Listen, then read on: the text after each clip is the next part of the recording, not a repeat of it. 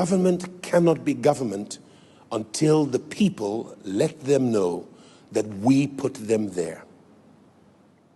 And nobody can rule over you except you give them permission. The Nigerian youth are finding their voice and have come to understand that together, with one voice, we have more power than any government. And so we want to see every single member of House on the Rock lending their voice, not to attack government, but to demand reforms. And we are starting with the End SARS movement.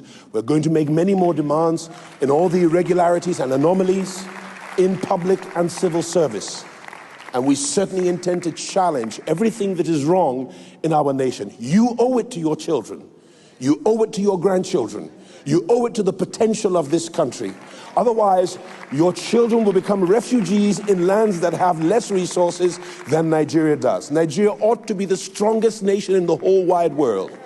And now it is time for us to wake up, rise to our responsibility, and stand our ground and make sure that not one of your brothers or sisters in Christ or in the Nigerian brotherhood is left out of the challenge and the fight to insist and ensure that justice returns to our streets, that righteousness is restored to our land, that equity goes back to the parliamentary halls of our nation, and that equity and equality are available to all Nigerians. No longer will governments continue to steal from us. No longer will public servants and judicial officers continue to rape the system of justice. No longer should the law enforcement of our nation ever again inflict injustice upon us when they're supposed to protect justice for us.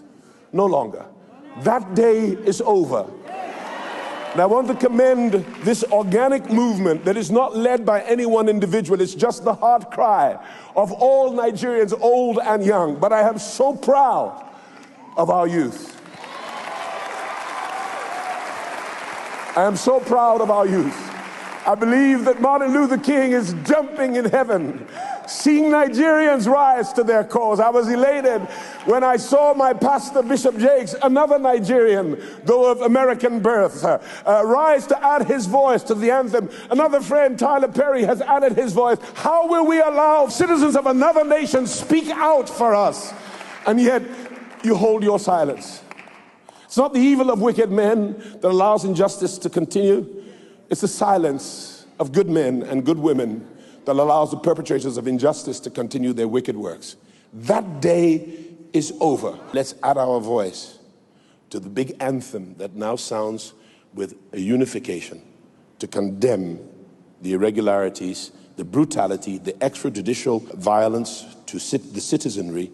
Let's add our voice to that anthem to insist that it stops from here forward. Power to the people.